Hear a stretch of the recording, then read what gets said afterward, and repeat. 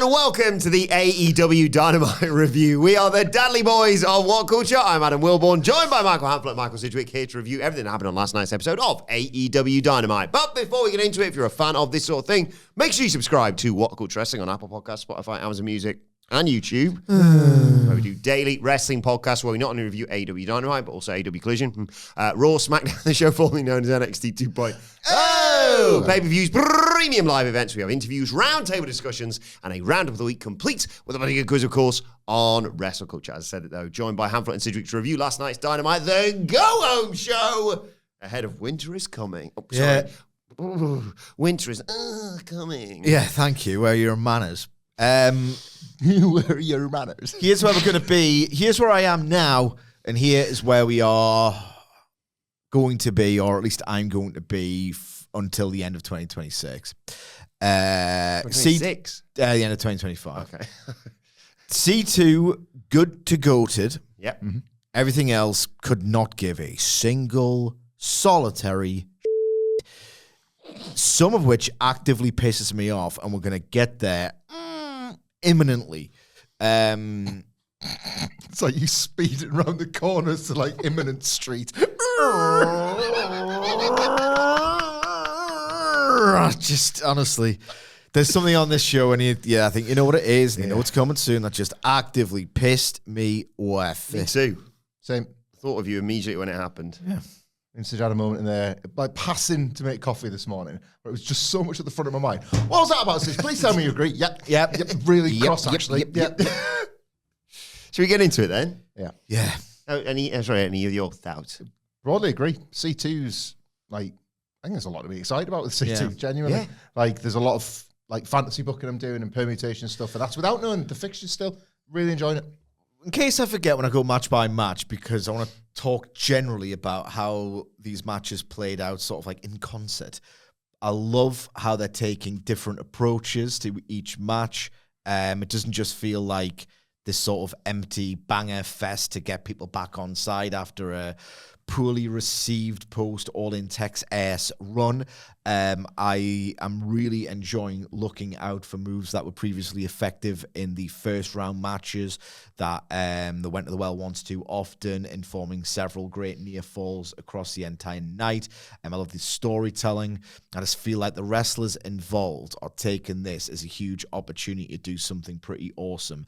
And I'm going to describe something on Dynamite, naked retention strategy, whatever. There was a moment on this Dynamite that it's hyperbole, but in terms of wrestling TV, I thought there was a moment that bordered on genius. Wow. In one of these C2 matches. Speaking of retention, I'm going to point out the moment that AEW paid homage to NXT on this show a little bit later. So stick around for that one as well. But we open up the show with Tony Schiavone in the ring. He announces that everyone's been banned from ringside for this upcoming face-off. The title match at Winter is Coming. Obviously, Samoa Joe and Eddie Kingston. Joe comes down, immediately tells Schiavone to get out of the ring before he snatches that wig off of his head. He says, Eddie, I bet you've got loads of questions you need answering. Why am I not out here in a three-piece suit? Well, I landed in my private jet and realized that wearing a suit in Indiana is like wearing a tuxedo to the petting zoo. The fans are too stupid to realize that in the presence of greatness. I like the line where the Penguins could, but these fans can't. Well, I liked it, but it's one of our British said the Penguins could, but these fans could care less. Couldn't care less. We get on off the wrong foot with the other audience, our American fans. Yes, the other country. Why Hook? Why Kingston? Hook grew up with a championship legacy, but Joe wanted him to have a complete education, so he wanted Hook to spend time on the other side of the table where Eddie Kingston is. Funny. Yeah, I like that. Yeah, good line. Kingston's never gotten it done or crossed the finish line. The last question is, what's going to happen next week? Look, Kingston's going to fight his ass off, bring everything to the table to capture the title, and fail like every other time. But he'll have the consolation of knowing that Joe choked him out. Kingston fired back saying he couldn't get over the fact that Samoa Joe, someone who once saved the Independents, one of the greatest title reigns in history, feuding with his friend Homicide, is now sat here talking about private jets. Everyone in the back talks about how I'm a hothead, but I get stuff done when I say I will. He didn't say stuff. The Joe in front of him isn't the Joe he respects. The one he respects is the one who ran through the entire world to show what it's like to be a heavyweight champion. Joe is becoming what he hated all those years ago. And I was like, here we go, it's going. And then Joe's going to fire back, and then Eddie's going to fire back, and then Eddie Kingston says he knows the fans are here to see wrestling and he wants to go back to the hotel to sleep. If Joe doesn't... Dynasty, mate, yeah! Dynasty, mate, dynasty, dynasty, mate, dynasty, dynasty, mate, dynasty, mate, yeah! If Joe doesn't bring the Samoa submission machine, the Joe who is Kingston's mentor for years, then he'll eat him alive. A winner is coming. And Kingston stormed off and Joe was looking visibly annoyed. I'm going to say nothing about the segment, but let me just say first, like, you know that domino effect meme, where there's a really small and like a massive one at the end? Like, Eddie Kingston can't afford wrestling boots in the pandemic. Michael Sidgwick pressing the time to suck my cock button rhythmically in 2025. Dynasty, mate, dynasty, dynasty, mate, dynasty, dynasty, mate, dynasty. Dynasty, mate, yeah! The new Christmas #1. Yeah. I was fairly livid and very let down watching this. Like, it's one thing maybe to excuse or at least explain checked out Eddie Kingston if he's doing this comeback, but he's probably been told, I know this is all leading to with Joe and whatever. But he was like this pre-injury. In fact, and I keep going back to it on X, quoting it the longer this goes on. I can't remember the exact month, phone's on charge. Back in 2024, I'll go on my Twitter, yeah. 2024, I noticed this really pretty dismal pattern on Collision mostly. I think Eddie Kingston was mostly on there. Do you want to read out the tweet and the date of the tweet? February 21st, 2024. Eddie Kingston's recent bit, and not enough is said about how much of a waste this is guy who doesn't have the time or inclination to talk, and he's one of the best talkers ever. He's been doing for, well, almost close to 2 full years. Obviously, he's been injured for a lot of it, so okay, a calendar year. He has been doing this character where, so it starts out as Eddie Kingston, and I quite like this touch, and I put it over a lot at the time when I still loved Eddie Kingston and still believed that Eddie Kingston wanted this more than anything, and I wanted it more than anything for him because he worked so hard, he was soulful, he was authentic, he was brilliant, like a brilliant pro wrestler at his AEW peak, right?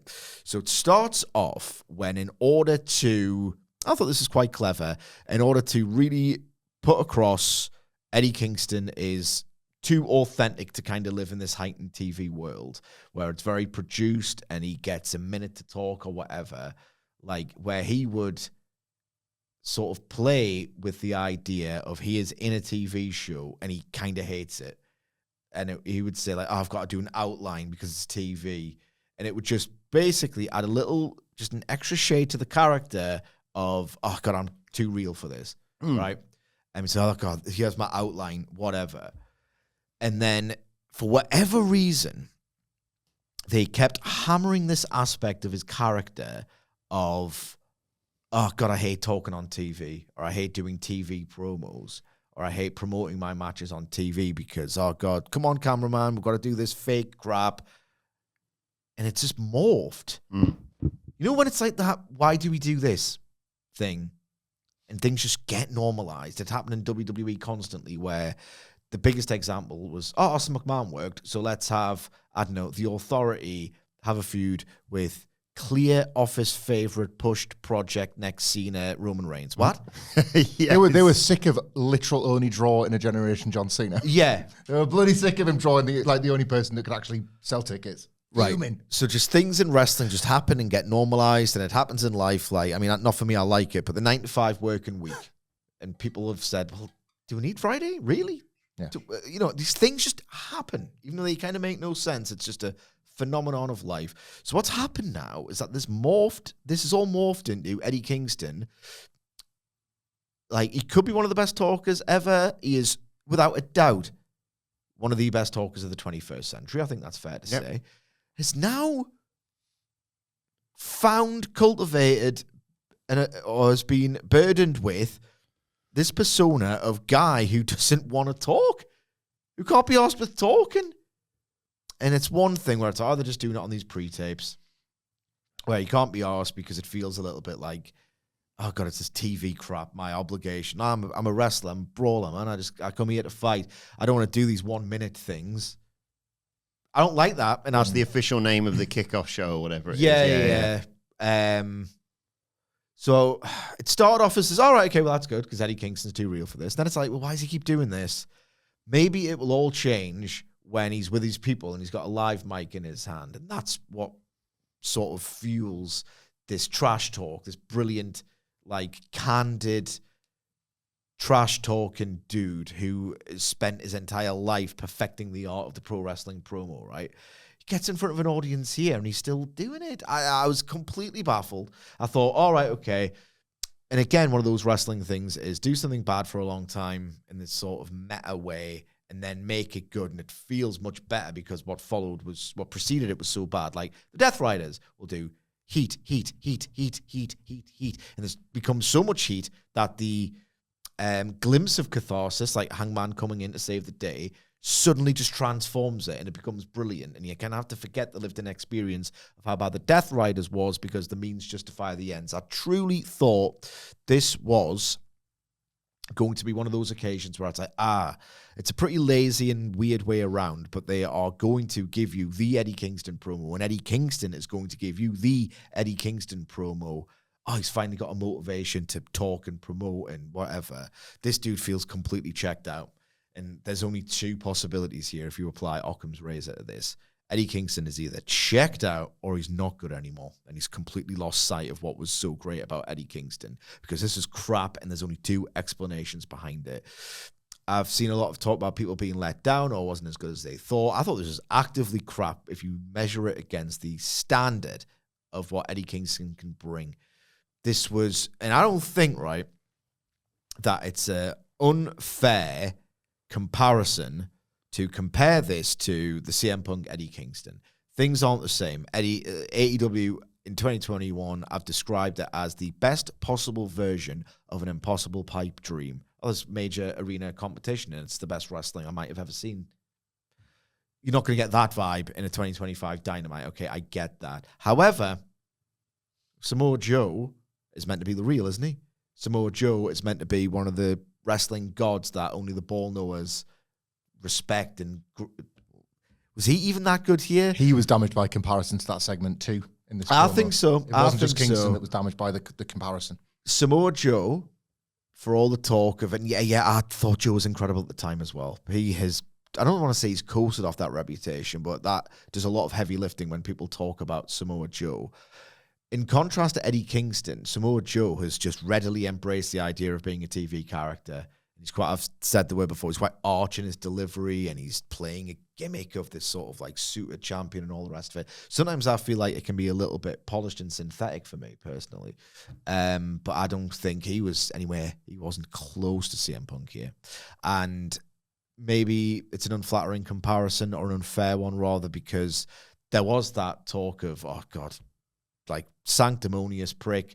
CM Punk does think Eddie Kingston is a bum. There's some residual tension there. That's just fueled this masterclass of match promotion, which was that Rampage segment, right? But here's a really, really sort of awful comparison to make. In that famous, legendary, one of my favorite angles, segments, whatever, in pro wrestling history, that's CM Punk, Eddie Kingston face-to-face.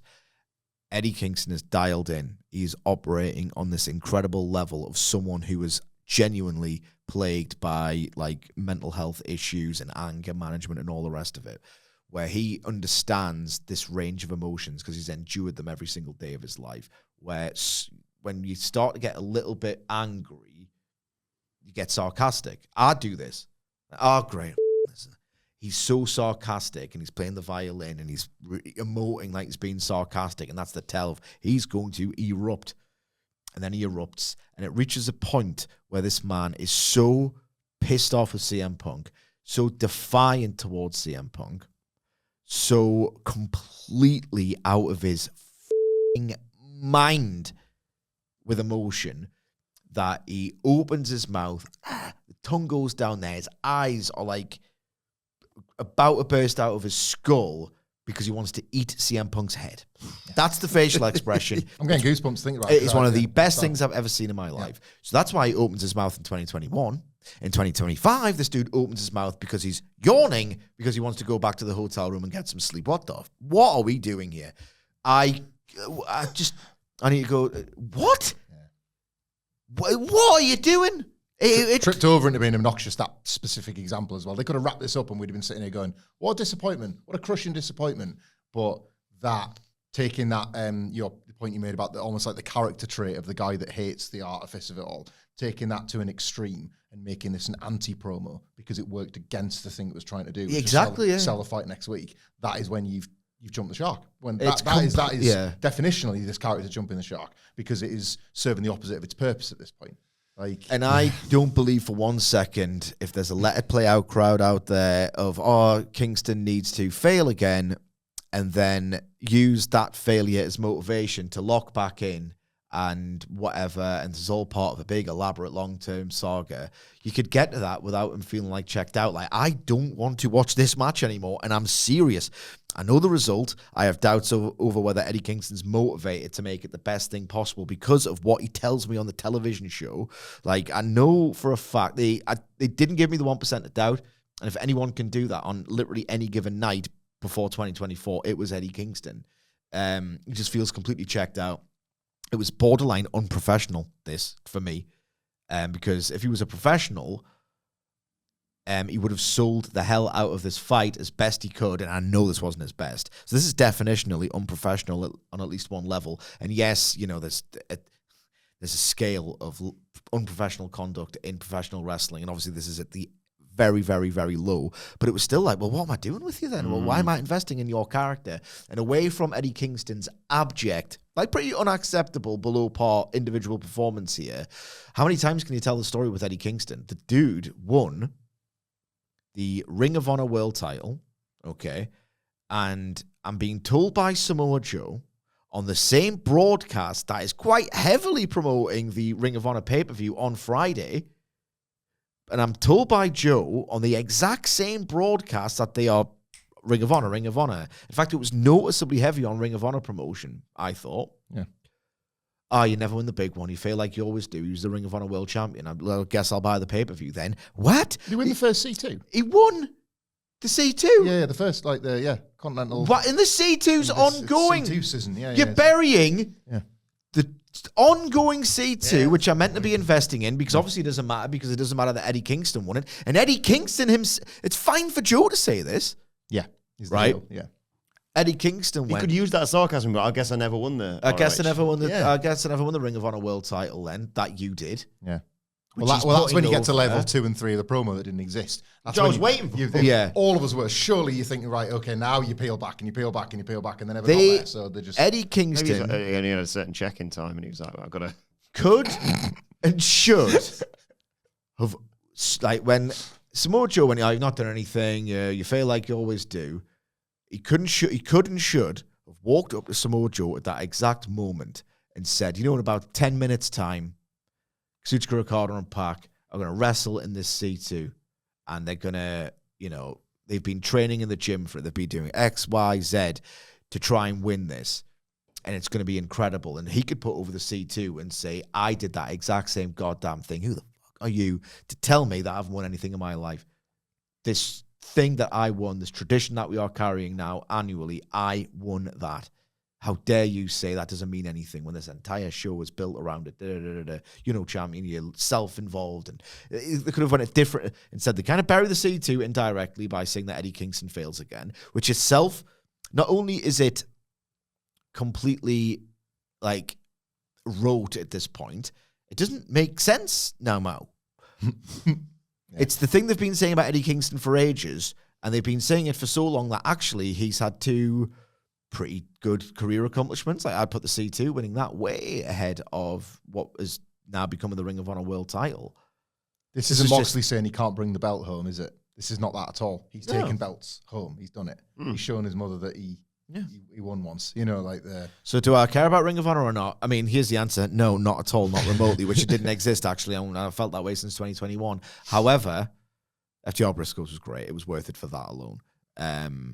But my goodness, this is utter crap. And it is the hope that kills you because I was stupid enough to be excited about this. I don't care about the match now. I just don't care. Yeah, I was. So that was a crap promo, definitionally. Was that like an emotional distance a bit from Eddie Kingston from even before the comeback? Because, I think a lot of wrestling fans, and certainly a lot of people listening and watching this podcast, I imagine, are like still in love with the idea of Eddie Kingston. I'm not. You should turn heel. Well, and I think that has been eroding since this comeback. But I don't want to call them excuses, but they're kind of the explanations that people had for why this. I was one of them. I was saying, you know, like after the Big Bill match, because it was so understated, his return, I decided to take the stance that Kingston had requested that, and him and Tony Khan have collaborated, and it's just like, you know what, I don't think I'm really, can I not have a big build? I don't think I'm quite there yet. Can I have a big bill match? Yeah, I can see it in your eyes. And then can I work up to it? And I was willing to kind of... Don't encourage him. No, it's you shaking, yeah. No, thank you. You can encourage me. I said it. Pop for me, please. I said big build, and I saw it in his eyes, so I had to get it out so we could move forward. Is it the law? I didn't sound... I am the law. Well, because what would have happened was Wilbourn would have stopped listening and kept that gag in his head and nodded along like Garth Brooks waiting for the 20 minutes later, by the way, just circle back to the... You when he said big bill. We're on like Raw next week. Oh, by the way, Dynamite last Wednesday. No, it was that kind of like justification, I suppose, of what was going on here. It was like, you never know the real life, and Kingston's a complex guy anyway, so Tony Khan has like often shown empathy in a situation, then it's not really revealed itself till months later, and he kind of does deserve credit for how he's handled a lot of talent. Maybe this is one of those. And it might still be, by the way, but this promo for me felt like the night I could no longer be in love with the idea of Eddie Kingston, because 24 hours ago, I sat in this room and fantasy booked a scenario before the promo had happened off the back of a Collision one, which was good. A lot of people said great, but I think, again, they're fighting for the title, like where he talked me enough into thinking, well, this is why they've belted up Joe. It's to out of nowhere give it to Kingston, to out of nowhere, as we'd always hoped, crush his dream via MJF. That was a route that we'd all once fantasy booked, and now suddenly, somehow, in December of 2025, Tony Khan has arrived back there. I even thought about it on this week's when the discussion of the Dynamite Diamond Ring came up. Yeah. Because it's like, well, there's his window. There's his route back into the show and whatever.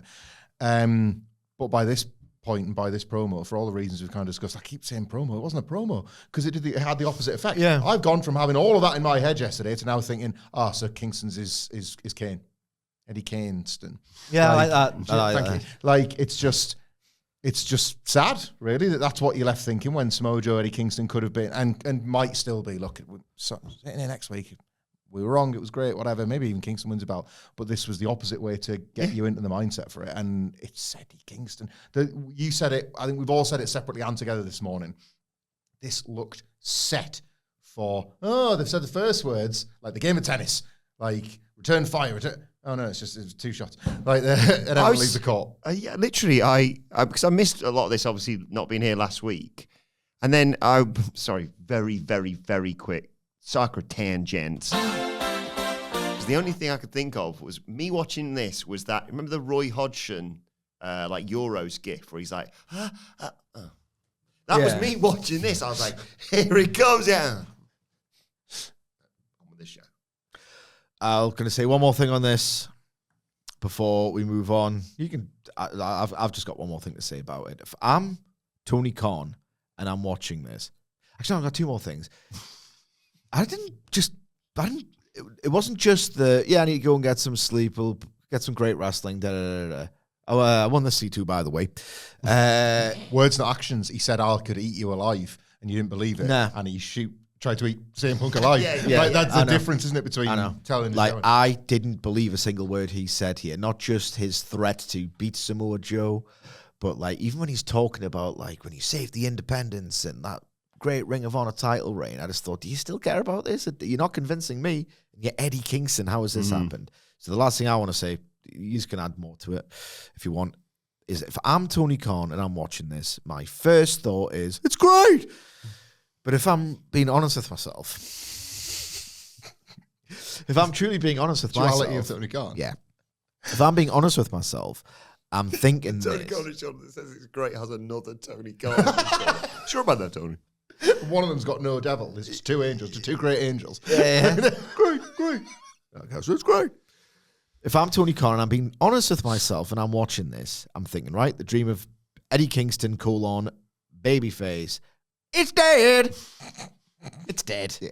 It's dead. Feeling that way. I'm doing one of two things, and I don't know which one I'm choosing. I'm either going, right, okay, the quickest way to get someone as a babyface who's kind of losing, hasn't lost a crowd connection. That was the sad thing. These people still really like him. I don't.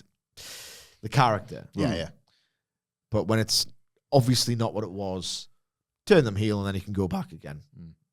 I'm doing two things. I'm either turning the guy heel, or I'm wondering, does he even want that? Does he want anything?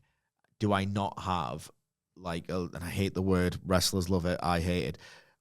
I'm going to use it earnestly for maybe the first time in the history of this podcast. Are there other wrestlers who are actually hungry and want it, who I could bother my time with instead? Am I wasting my time by plotting out creative for a dude who just seems quite checked out? Or is Eddie Kingston sat there backstage thinking, God, why am I doing this character because Eddie Kingston doesn't book the show. Is he being told, you're Eddie Kingston, TV hater, that's your character, and that's what I'm writing for you? Or is Eddie Kingston sat there furious backstage thinking, I could have sold that better, but I have to do this I hate TV gimmick? I don't know where the truth lies, but put it this way, if Eddie Kingston comes out a year later and goes, I was checked out, but I'm dialed back in now, I'll go, yep. Yeah, of course you are. Who knows, though? Well, following this, the Opps are backstage. Hook says Joe handled business tonight, and next week he's going to finish Kingston off. Hobbs says there's business for them to take care of tonight, and they're going to sprinkle some holiday cheer. Last night on Ring of Honor, a trio impressed them. Dark Order, and I thought, I've heard that name for a long time. If you can survive tonight against the Opps, then you'll get a trios title match.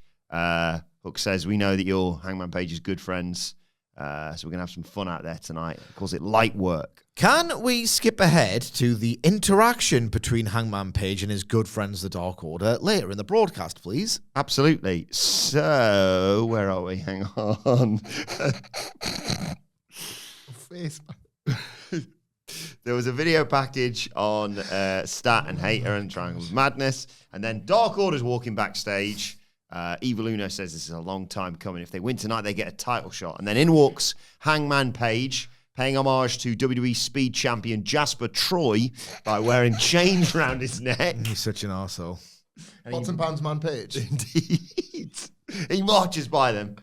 But Alex Reynolds stops him and says, look, I know you want the Opps' blood, but you owe it to us not to get involved in the match. Let us earn that title shot. Page said, fine, but after the match, I'm coming for the Opps.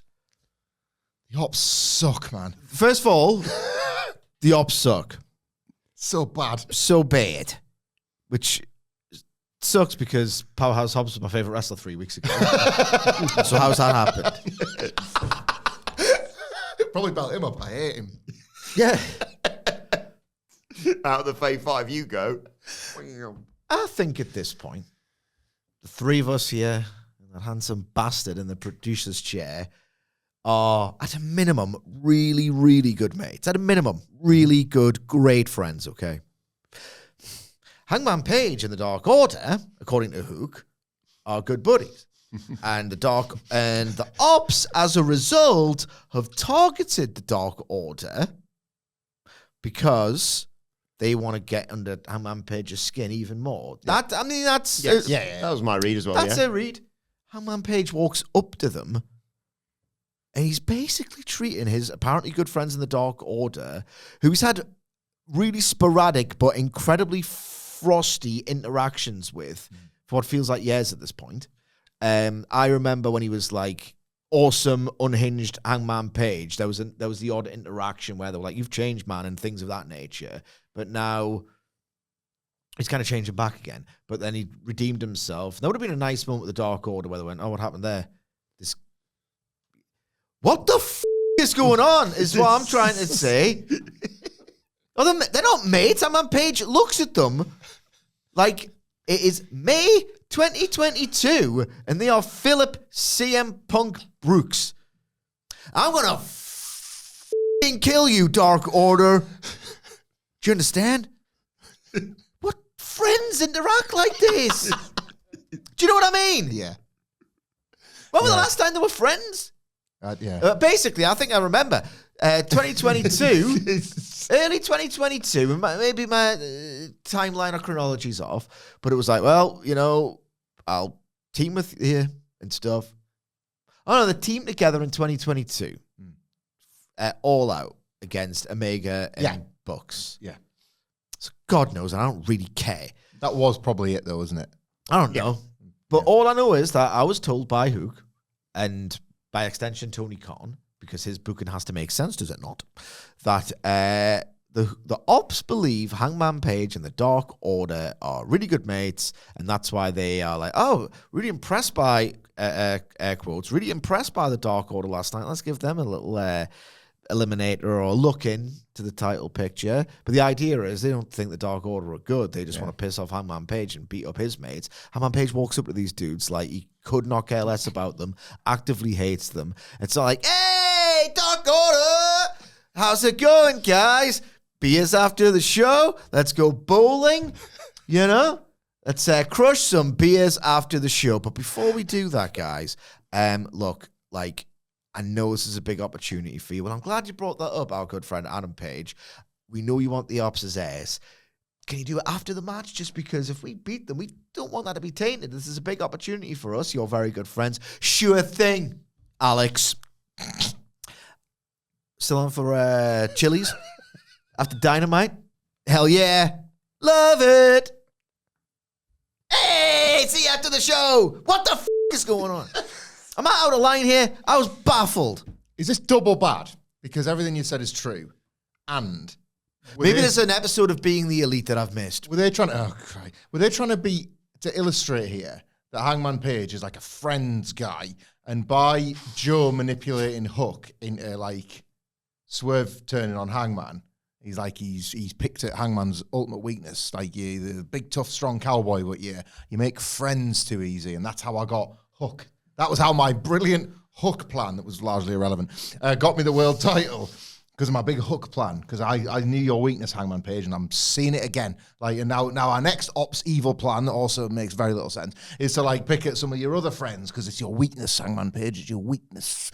Like, and it's like, I'm really kind of done that stuff. You know, Swerve's the guy at the moment. Friendship ended with Dark Order. Yeah, like Swerve Strickland is my new best friend. Well, friendship ended with Dark Order. Swerve Strickland is my new generational rival that puts the Dark Order stuff way in the past at this point. He was last in a ring with the Dark Order, fighting them on Dynamite and Rampage of June and July of 2023. But that's He's part of the Elite. But I think that was probably some yet more lame stuff. I think it was more like, you know what I mean? Like, I can't, memories of that time aren't vivid. A lot of stuff feels, oh, are you watching CM Punk from that era? And I sometimes hear matches and I think, is somebody having a dig at someone? You know, like, yeah. I feel like they had that match, but it was reference. They weren't like feuding with the Dark Order or nothing really. Yeah. Rampage 100. The Op's going to beat up Christopher Daniels. That would at least make sense. Or that slightly beat him up and then allow him to all the cameras come round. Now we're just taking pot shots. That would at least make a lick of sense. Am I meant to infer, because, and honestly, I was campaigning for the whole inference campaign. The inference agenda. I remember the inference agenda of 2021. I was out there. I remember there was a certain banished and disgraced member of the pro wrestling media who his entire persona online, well, the one we knew about, was him basically earnestly, unironically asking AEW to treat him like he was 5. Can you explain this like I'm 10? Okay, I still don't get it. Can you explain it like I'm 5? This, he will not go named on this podcast, disgraced member of the wrestling media. His entire thing was, I don't get it. I need more exposition, please. And I'm like, oh, wait, dickhead. Like, if you want to be thick, can you not just be thick somewhere else? Like, watch TNA or The Fed or something like that. Like, I understand the relevance of CM Punk coming out to AFI. And even if I didn't, guess what?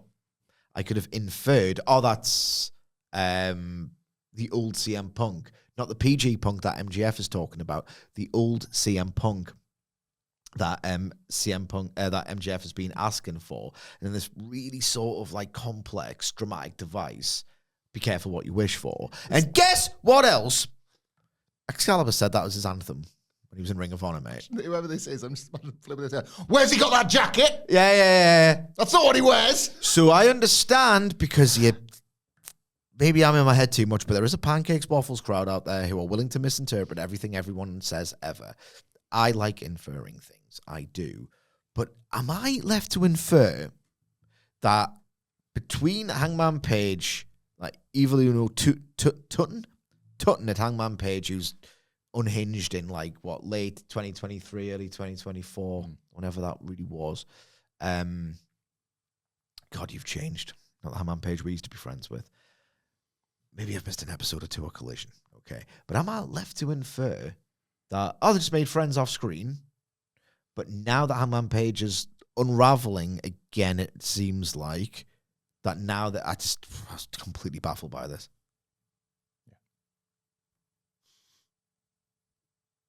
This is a rubbish scene. It's awful. We pointed it out. I'm not like, I know, divided opinion, but I think we were both, and we were maybe having a bit of fun at its expense, guys. I thought, you know what's funny? It's like I get told to have fun, and it's not that deep. And when I have fun, I'm not allowed to do that neither. When you don't like something, you gotta laugh. And Decision, I didn't love the old Hangman and Swerve come for the Opps segment last week, and I think what this week has revealed, and especially in contrast to the C2, is it's a scene out there. Yeah, like you got about 10 guys and they all suck, and it's like it's a bit of a bleak picture in contrast to the C2. And again, here I am flipping and a flopping to a John Moxley who's just painting a better picture. Yeah. Like a vastly superior picture. Texas was Page. Like, you've done it, Moxley. You've actually done it. And here you go, sir. Yeah. It is yours now. Yeah. December. Can John Moxley save AEW from Hangman Page, please? Can I borrow the picture back a second? Yeah, can John I need John Moxley to save AEW from Hangman Page in this main event scene. Very different AEW. Yeah, you love that though, don't you? You love it way too much. I also really thought, when we get to the match, something very funny happened. Well, I'll save that. I think the C2 is babyface zones. It's like, can you keep these main eventers out my C2 zones? Yeah. I like zones. Yeah, zones are back, but they're good now. Well, speaking of the C2, Gold League, our first match of the night was Pac versus Kazuchika Really Okada. liked it. Yeah, good news is coming. Yeah, really fun match this. There was Pac raking the face of Okada with his boots to take control as we went into a break. When we come back, Pac's still in control until Okada hits that nice drop kick for a double down. There's a leaping corner uppercut and a DDT on Pac, but he kicks out at 2. Okada goes up top, hits the elbow drop, flips the crowd off. Wants a Rainmaker, but Pac gets out of it and backs Okada into the corner.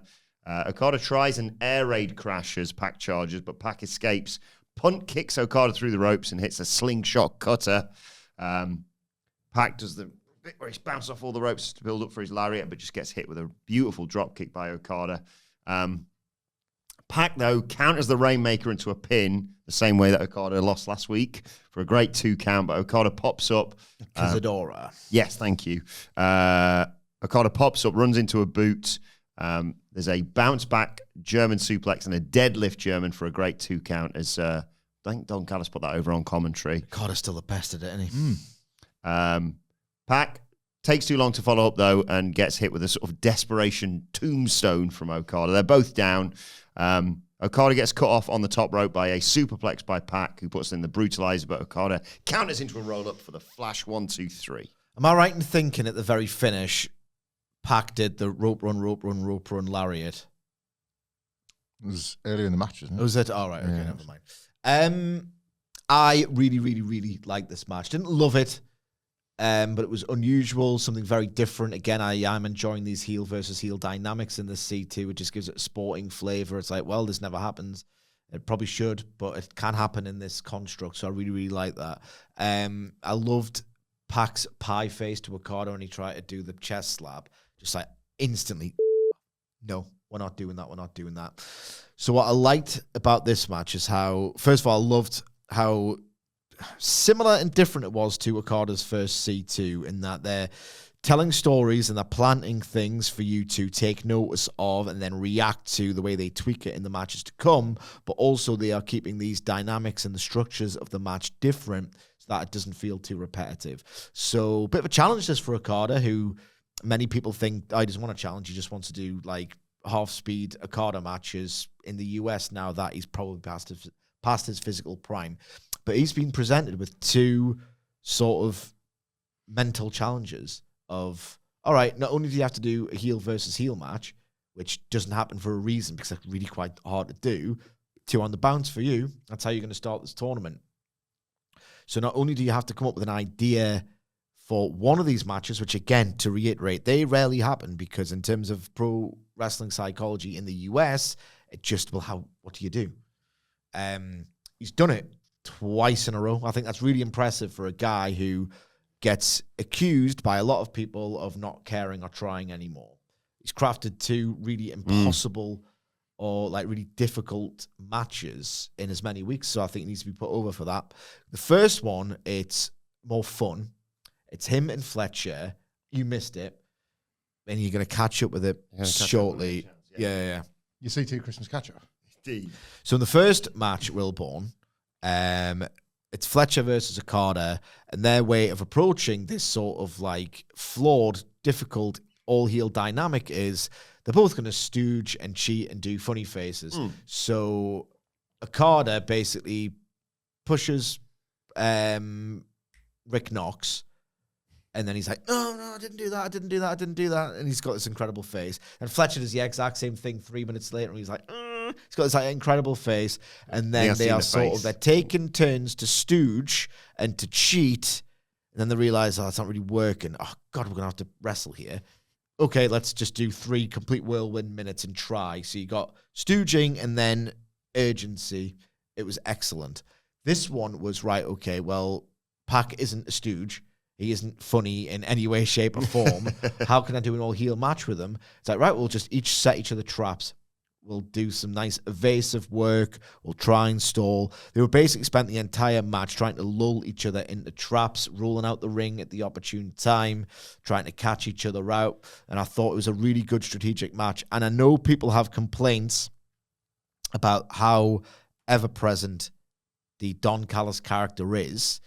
I'd flirt with the idea once this Don Callis family arc is over and done with just putting the dude on commentary for the entire time. You might not have noticed this if you're from the other country, the USA, because this was on the Triller Come Fight feed. But him and Danielson have this really engaging strategic discussion about like what they're trying to do in the match and how explosive they both are, and they're using their methodical pacing and like that sort of devious heel mind to control and then lull them into a mistake and then use like Pac's just evidently really explosive. And as Callis pointed out, Okada is different. He's deceptively explosive because he's quite languid in the way that he sort of works his opponents over, but he does that with the design of, I'm going to hit you with that dropkick because I've spent the last 5 minutes convincing you that I'm strong and I'm clever, but I'm also quite slow. No, I'm not. I've still got that dropkick. And I thought they told that story so well in this match. I can't... Just remind me of the finish again? So the finish, the bit you're thinking of came a bit earlier. That was after the slingshot cutter from Pac. That's when he's bouncing off the ropes. And I really like that spot as well, yeah, because it's like, well, he's building up this head of speed, so even if he wants to stop because he realizes, oh, God, Okada's getting up, he has to just run straight into the dropkick. Desperation tombstone from Okada. Okada gets cut off on the top rope by a superplex by Pac, who puts in the brutalizer, and Okada counters. Right, I knew there was a big-ish move before. I don't know if the finish, clever as it was, like I don't know if he should have taken such a big move so quickly before countering the brutalizer. Do you know what I mean? And Okada wanted him to go for the brutalizer because it won him the first match, but it was the thing Okada had scouted for the win. Yeah. Yeah. But Maybe don't how'd do- you get there before it? Yeah, but that was a little bit poorly thought out. But otherwise, the approach to this match and the execution of it, it ain't going to win match of the year or match of the night on us even. But I really enjoyed how they dealt with it. Yeah. I thought the tombstone and the drop kick, and there was something else Okada did, and I can't remember what it was him, and he's done this in AEW. It's really weird. You sort of get why, like you get that general line of criticism towards Kazuchika Okada, but there's a quality to his good AEW matches that I love just as much as remembering him at his peak, because he's doing I think you something. need to watch a full Okada match at his peak, though. Yeah. I mean, the guy was unbelievable. I'm probably at this point just sort of like dialing back my memories of him at his very best in that title run. You know, working me into thinking Sonata's going to take the belt off him. Yeah. But like, he's doing something very different here, and it's quite bold, and he measures this character that he portrays every week, and he portrays in half of his matches, more than half of his matches, and then just reminds you of the Rainmaker. And I think that's really cool. I think that's hard. It's hard to do that. It'd be like if sort of all along Dominic Mysterio had the arsenal of Bryan Danielson and he was just hiding it. And then you've just seen this guy and then all of a sudden, what the fuck is that? Like that's kind of what Okada's portraying. And I thought this match was a really good example of that, because Sidge is right. In the Fletcher match, they could lean on their comedy and the sort of the character-based stuff, and then the wrestling was like a packaged sprint, wasn't it? Yeah. It was brilliant. It was a real identity to that match. It's like, it's something that you'll think about probably in a year's time. Oh, that was when they did that. This, however, was a lot more down the line in its pro wrestling quality. It was a bit of a counter battle. You know, like who had the best counter, they'd watched each other's work, they know each other quite well. Who had the best heel cutoff, basically? Yeah, Who had the battle of the heel cutoff? And I thought Okada unleashing greatest wrestler of all time Okada at various points in patches was really impressive, really impressive. Brian on commentary throughout this C2 and Dynamite, he's been great. Like, it just got me thinking. It's funny you mentioned it here. I was going to mention this at another point in the show, but this is as good as any, because we just talked about Samoa Joe as well. That Ring of Honor elite tier, Punk, Joe, Danielson, McGuinness, they've all got that in this ring on that microphone, even on commentary. Yeah. What an all-round experience they were developing for themselves. Yeah. Because they drop into those roles and they're the best at it. It's like Bryan Danielson is phenomenal in these matches because he's allowed to highlight the pro wrestling of it all. Like, the context suits his commentary. Yeah. So you could, like, not that I'd want him to just disappear, but if he was like the voice of the C2, you totally get it. Yeah. He's phenomenal in these matches. So good. Yeah. Following this, Mark Briscoe's backstage, talks about facing off with Daniel Garcia a couple of times a year ago. They've both won one. He says, look, my takeaway then was Garcia's the real deal, but now look how things have changed a year on. I'm champion. My opinion of Daniel isn't what it once was. He's falling into a death spiral, he says. So he's gone to Tony Khan and asked for a match to be made between the two for Collision. Winter is coming next week.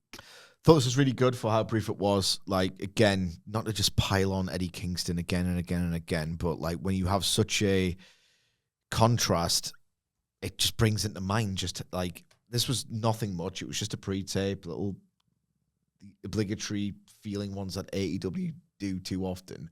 But I really got a sense from Mark Briscoe, because he's just great at what he does, that he was genuinely disappointed in what has happened to Daniel Garcia, and he intends to wrestle him out of this like funk, if you like. In Wales. Hey, hang on. So where is Winter is Coming? Winter is coming. I just looked this up because I had the exact same thought. Winter is coming. Dynamite edition is in Georgia. Right. Winter is Collision coming. in Cardiff is live over Right, here as well. okay. So it's going to air at like 9 o'clock at night on the Saturday.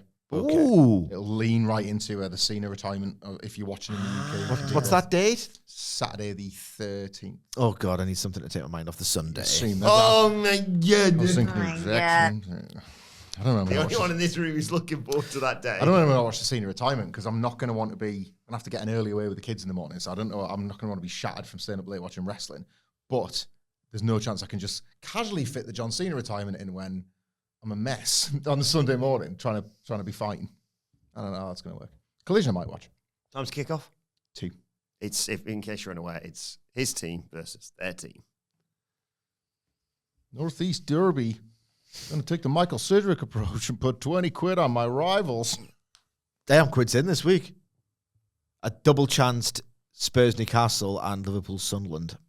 Matt Rains, shout out Matt Rains, sent me his identical bet. Yeah. He also bet against Liverpool and he went with in his said, Sunderland or tie, plus 225. I don't understand your odds. But yeah, same bet.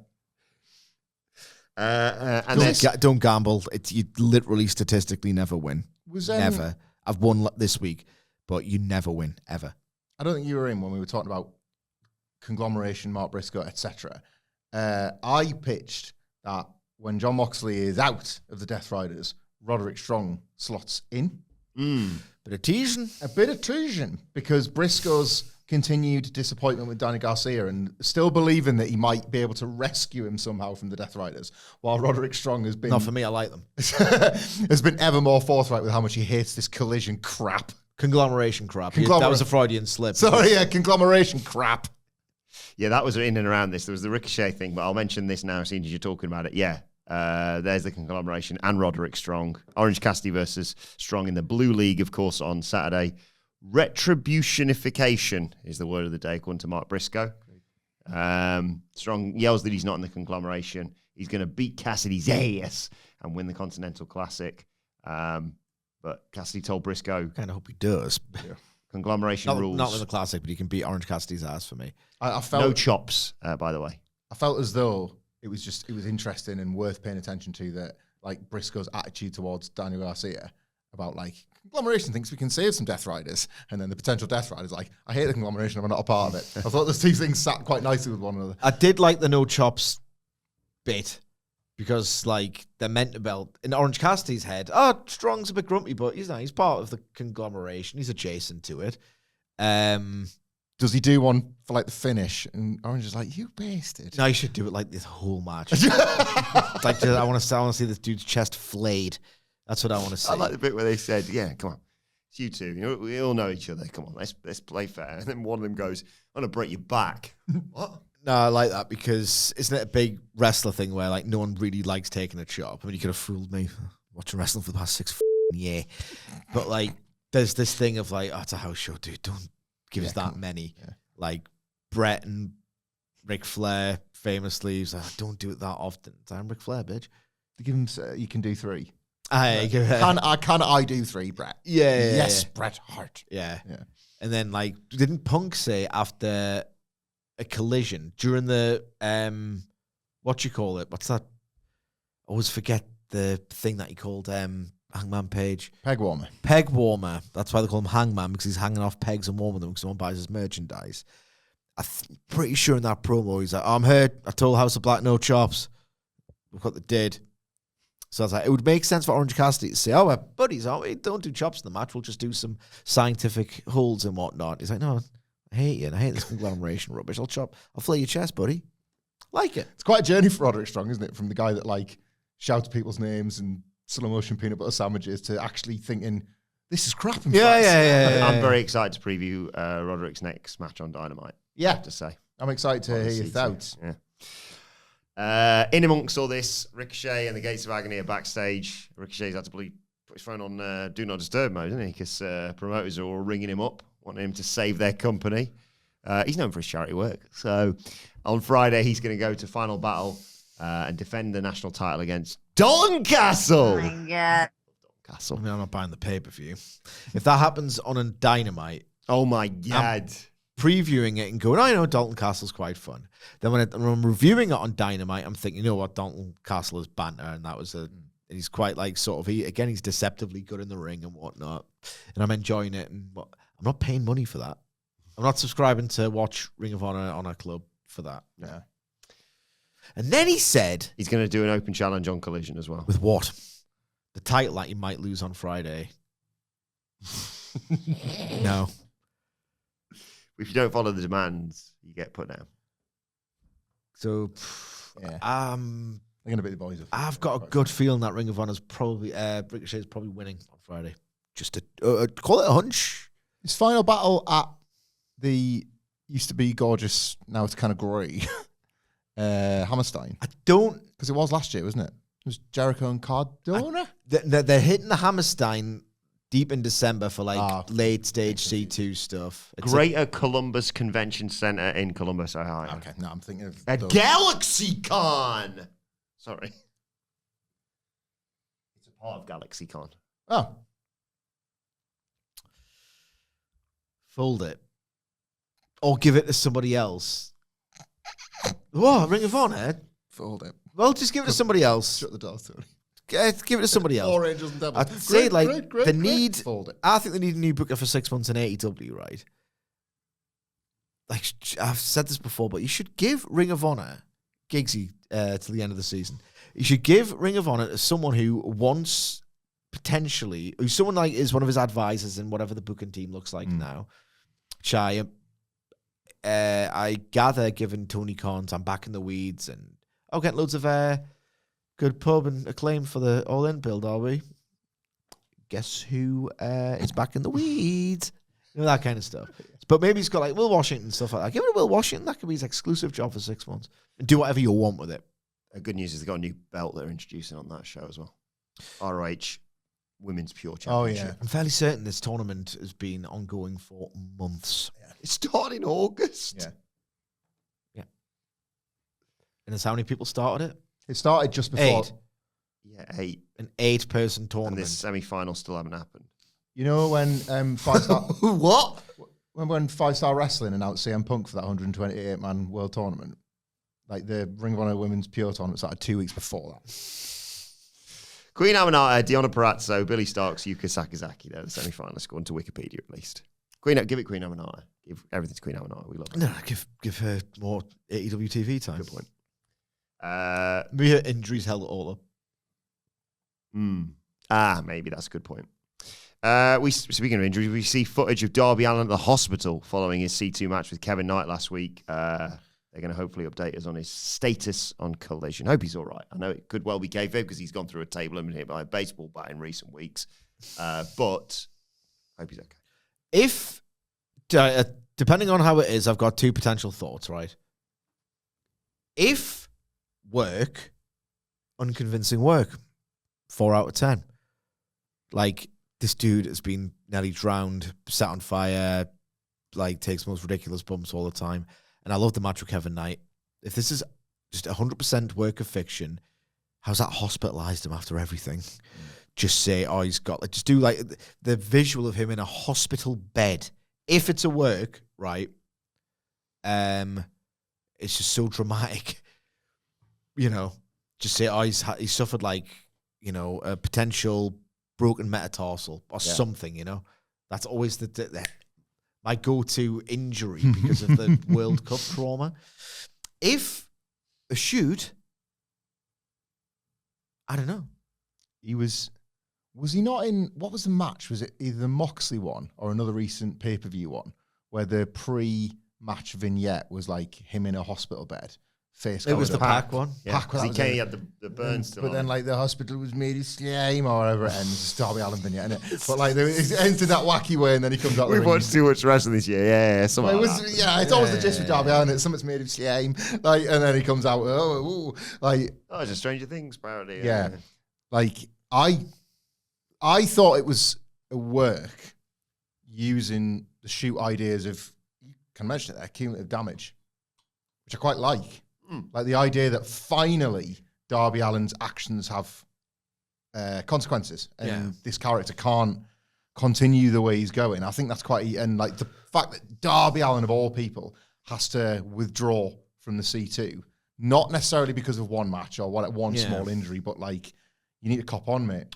Like you get serious or get the hell out.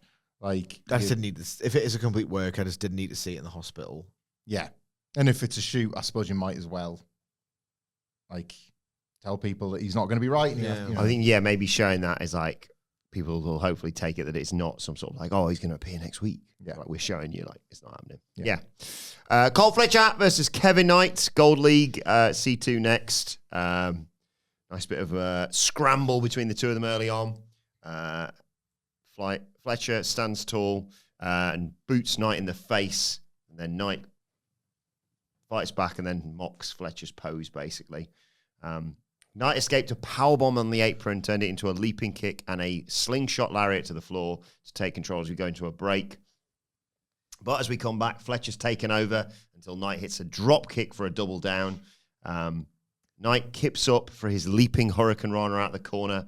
A pendulum DDT for a 2 count on Fletcher. He wants another DDT, but Fletcher counters into a lawn dart and basically a Oh, yeah, what a bump. Kevin Knight rules. Yeah, basically a haluva kick in there. But Knight fights out of the brainbuster and hits a springboard clothesline for a great 2 count. They fight on the apron. Knight spikes Fletcher with the DDT, but he takes too long to go for a UFO splash, gets cut off. Fletcher wants an avalanche brainbuster, but Knight floats over and gets him in the tree of woe and hits the coast to coast. Tries the UFO splash again, but Fletcher gets the knees up even. Cradles, Knight kicks out. Liger bomb, Knight kicks out at 2. Brainbuster got counted into a cradle by Knight for 2. Yeah. But Knight pops up, gets leveled by a boot, and a sheer drop. Brainbuster gets the 1, 2, 3. I thought this absolutely kicked ass. Kevin Knight just gets it. Like, it's one of those matches where I'm not burying your recap at all, okay? But you could say... I cut out half of the stuff as well. Yeah. So you could say that, and you could write it all down, and you say, all right, apron stuff, big head drop moves, near falls. You see this written down, and it just kind of resembles most AEW matches. And it did.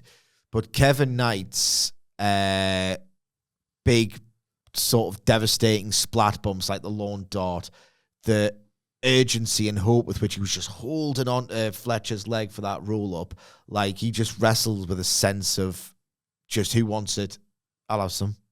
That was just evident across this entire match. That was way more dramatic than it had any right to be, really, considering this felt like all right, Kevin Knight can't win them all because he's not winning the whole thing. He needs to absorb a loss and he needs to keep Fletcher in the mix and all the rest of it. This is way more dramatic than it had any right to be.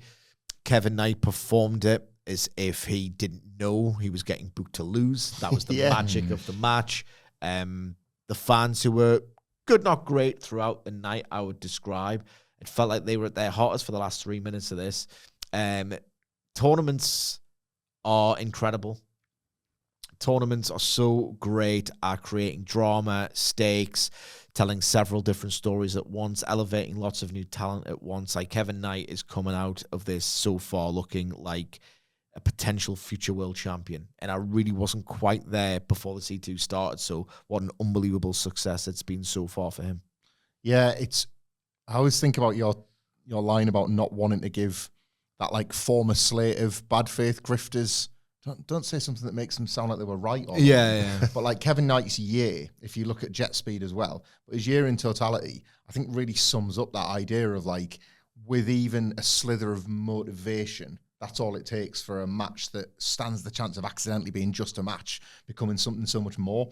Kevin Knight in this tournament and Jet Speed when they were trying to win the tag belts, or really just sort of win acceptance as a cool new act on television, it was rooted in something that you could really easily get behind. The moves were in service of it, and Knight in this tournament. And this was the best example of it, but I would say you could apply this to all the C2 matches on this Dynamite in particular. On another Dynamite in the middle of June, like this is, like all three of these had moments where it's textbook stuff. Sidge doing a couple of backflips, and I was saying, right, I'll let Hamflett talk now because so he can say he was bored.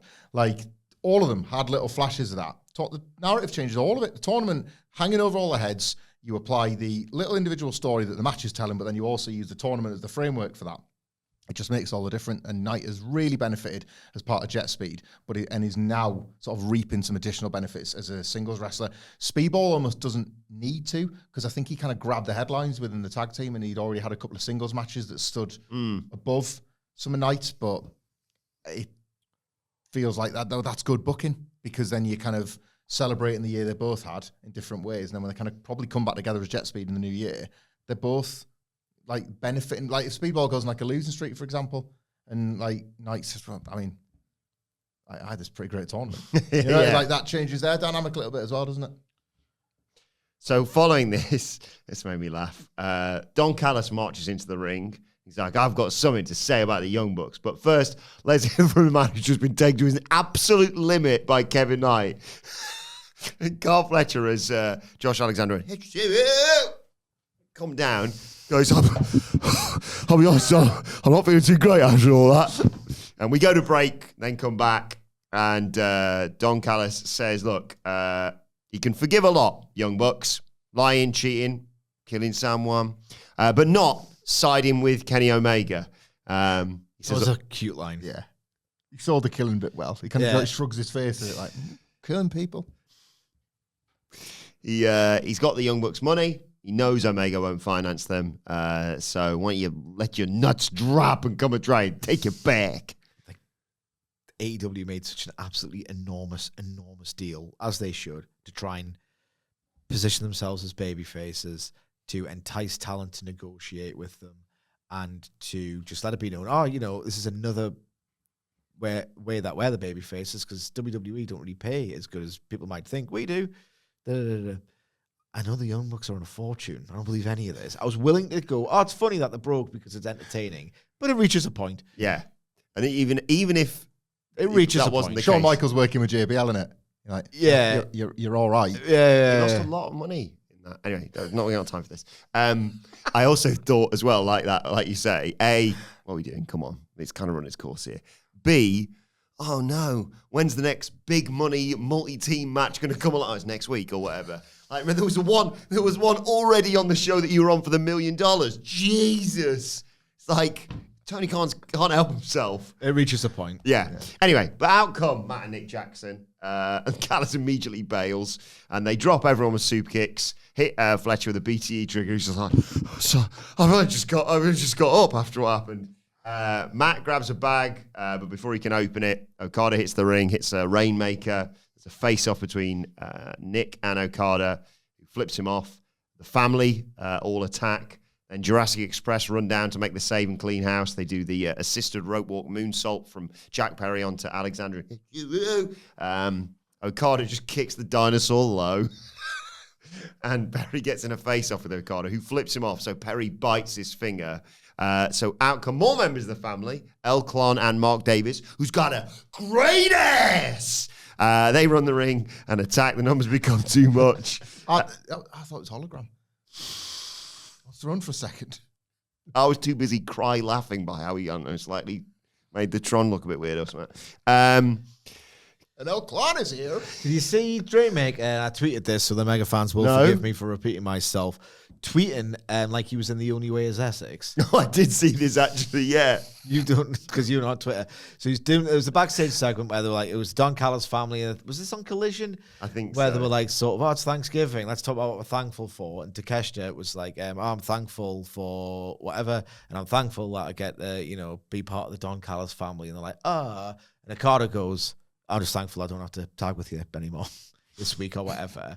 And then a Trainmaker tweets, he's a proper stirrer. What? Proper stirrer, you. I didn't sack him off. Just spreading lies. Hoarder. I've never seen The Only Way is Essex. I'm assuming that's the kind of stuff that goes on. Pretty spot on. Callis comes in, starts More of a Geordie Shore guy. Yeah. Callis comes in and starts punching Matt. Okada, Davis, and Alexander holding it. Callis wants to take out his eye, I think. But Kenny Omega's music plays. He comes down in an excellent Christmas jumper. Cleans house with V-triggers. Ducks and Okada Rainmaker. Hits a Snapdragon. Wants the big home run V-trigger, but Okada bails. Bucks, Jurassic Express, Omega stand tall. But they still, the Don Callis family, I think, still have the money bags. I don't care. I would describe this as cruel because I kept thinking throughout, Omega and Don Callis hours again. How have they made me? It's such a, I understand again, it's hard to book around them, yada, yada, yada, but how it's a fundamental promotional failure to make people this uninterested in Kenny Omega. I couldn't help feel watching this play out, which is quite good for what it was, even if it's so familiar at this point. Okada didn't have to be there. He did not have to be there, really, especially when he's got C2 business going on, and they could have just had Josh Alexander eat the V-trigger because he's the one who's been credited in storylines with writing out Ibushi and Nakazawa, I believe. Yep. I was like, why is Okada there? I need Omega Okada one more time. They're probably chasing Omega the in dragon. Darby Allin's spot. You are? Omega takes Darby Allin's spot in Oh, C2. I don't hate that, baby. I don't hate that, baby. I can't reveal my sources. Oh, my God, baby. I really, really don't hate that at all. Because it's one of those things. What's that term in gambling, which you should never do? I'm winning like £4 at a time. I'm not telling you the secrets to a rich and famous lifestyle, you know? Don't gamble, man. You literally don't win. I do it to lose, so my team wins. So, you know, just to make that very clear. Yes. Yeah. Probably corporate guidelines as well that are probably in play. Yeah. But what's it called in gambling parlance when you just you think you... The gambler's fallacy. Is that what it called, is? yeah. Where you're like trying to chase your losses. Yeah. Like, that's what we're talking about. I feel like if Kenny they... Omega and Okada have not a great match, but if they keep going back, they might have the mindset of the gambler's fallacy where it's like, oh, it was like when The Undertaker kept having those matches. Yeah. It's like, I just need one more. I'll get it right. It's like, no, you're Dunsky Jones, dead man. Turns out there was a solution. It was tagging with Roman Reigns. Correct. But one more. Just do one more because everyone knows that was the 4th best match at All in Texas, so it could have been better. Yeah. We thought one more. We thought they were both going to be announced in the brackets. Maybe that was the plan. And this is that was the plan. Because Omega was working semi-regular, bigger matches than he is now. I think maybe his health's taken a bit of a battering after All in Texas, really. It would explain why he's sort of here or there.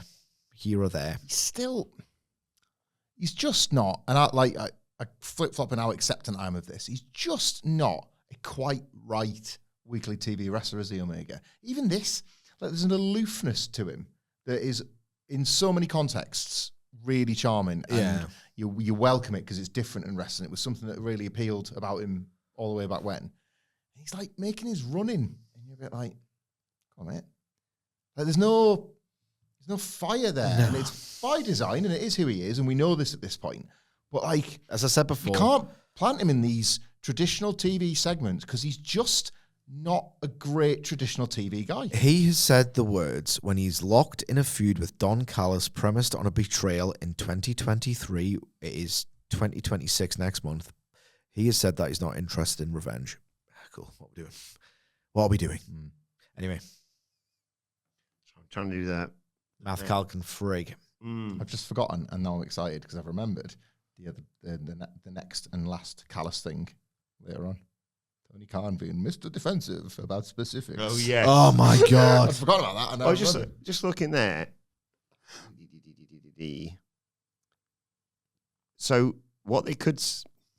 I don't know. I was trying to work this out in my head. If we just invent this scenario, if they say Omega takes his spot, they could say, we're not immediately got, oh, here's Kenny Omega straight away. This week, on Collision, they go like, Darby's still not medically cleared, therefore he has to forfeit whatever match he was about to have, and he's out the tournament, and we'll find a replacement to announce for Winter is Coming, which is nice law with Kenny Omega as well. If you say, correct me if I'm wrong here, that his match was going to be the match against Mike Bailey, not that I'm saying that I don't want to see Omega, then his 3 remaining fixtures would be Pac, Kyle Fletcher, and Kazuchika Okada. I mean, he can't do that. He said it, he can't. Saying. Don't hate it. I mean, I love it, obviously, but it's not happening. Anyway, following this, there was a video package on the Babes of Wrath talking about their history and how they're now 1 win away from becoming the inaugural Women's Tag Team Champions. And then we got the only women's match on the show, the semi-final for the Women's Tag Team title tournament. The Timeless Love Bombs versus the Mega Problems in a hardcore holiday death match. Very good. Changes the voice a bit, doesn't it? Yeah. Storm and Chirikawa. How did you get to number 1 on the charts? It's secret. What was it? What are you doing? He's like, Here's the twist. you know, you do like your radio presentations and like the next generation. So halfway through your presentation, just put on a bunch of different voices. And then The previous generation, is it? Gets to the end of the presentation, and then you're like, now, you came here to get advice for how to make it in podcasting. I just gave you it. I know what you thought. Who was the other guy presenting with me? No. Six different hats outside. I'm just going to nip outside. Got to take a phone call. Hello. Someone Chirikawa hit the ring. Oh, God. And Oderick Trong in a lecture theatre. Well, that wouldn't be me, obviously. But yeah. You welcome some friends. Yeah. Shafir and Bane get taken out with DDTs and then Tornado DDTs off the apron to the floor. Tony Storm nails Marina Shafir with a champagne bottle and starts stabbing Megan Bane in the head with it. It's only just started. And Shirakawa comes in with Mina Shirakawa comes in with a giant candy cane and uses it for a sling blade. There's a assisted spinning slam by Storm and Shirakawa. They want a double suplex, but Bane counters it. Awkward fall for Mina Shirakawa and all this. Shafir takes Storm out to the floor, and Bane launches Shirakawa from the ring to the floor onto Storm to take us to a break. We come back, Shafir's twatting Mina Shirakawa with a frying pan, whilst Megan Bane is using a chair, I believe, and Storm gets sent between the two of them until she ducks and they collide weapons. And Shirakawa flies in with a drop kick, sending the chair into Megan Bane's face. Storm grabs Bane, gets her on the apron, Storm Zero off it through a table. Shafir gets the mother's milk on Shirakawa, and it looks like she's in trouble again until Storm throws a broken pool cue to Shirakawa, who stabs Marina Shafir in the head and gets a jackknife pin for 2. Storm sets Shafir up for Shirakawa to hit a diving sling blade onto a chair, but Bane breaks up the pin. Shirakawa wanted a suplex through a table propped up in the corner, but Shafir counters that, and Bane spears Shirakawa through the table. Storm wants a German on Bane, but Shafir makes the save with a shot to the back.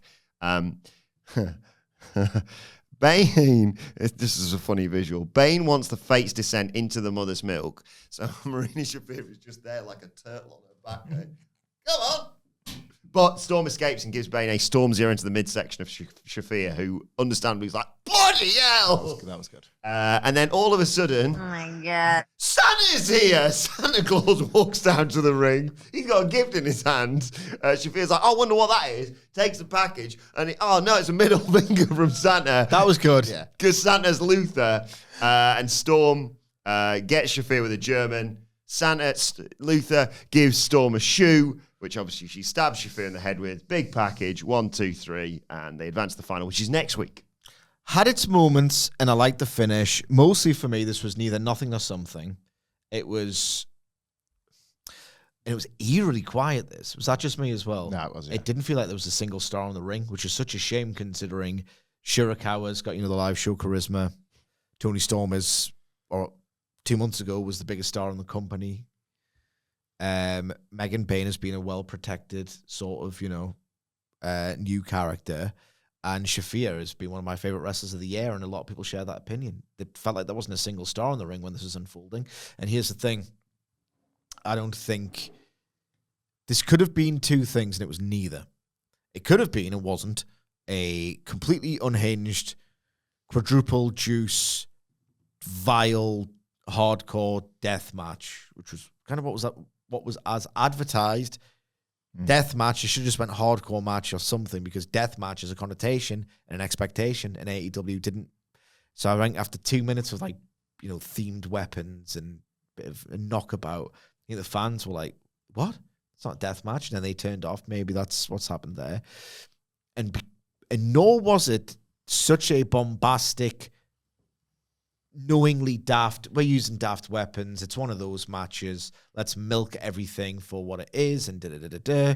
And that just felt a bit rushed and not fun. It wasn't fun. It wasn't violent. It just felt rushed and a bit there. I completely agree. Yeah, it was. I thought the tone never truly got set. And the problem with that was when they were leaning comedy or they were leaning visually silly, which is fine. Again, if you've established that as the rule of this match, yeah, I saw it as well. It's fine. But then all of a sudden, they were like, oh, can you take it seriously again, please? Because we don't really want to present Marina Shafir in this way. But then she kind of got sucked into it regardless. So then this Death Rider's Marina Shafir, and I'm not as high on her as some, but it's that persona that's really gotten her over the hump, and John Moxley's drilled it into her to just be this, just be this. Rules and restrictions have been good for Marina Shafir, haven't they, you know? And this was allowing her out of that Death Rider's comfort zone into a bit of like wacky stuff, and I don't think it worked. And I think to try and get across that, they would then try and make it serious, but at this point, your brain's in the wacky zone, and none of it tracked that well.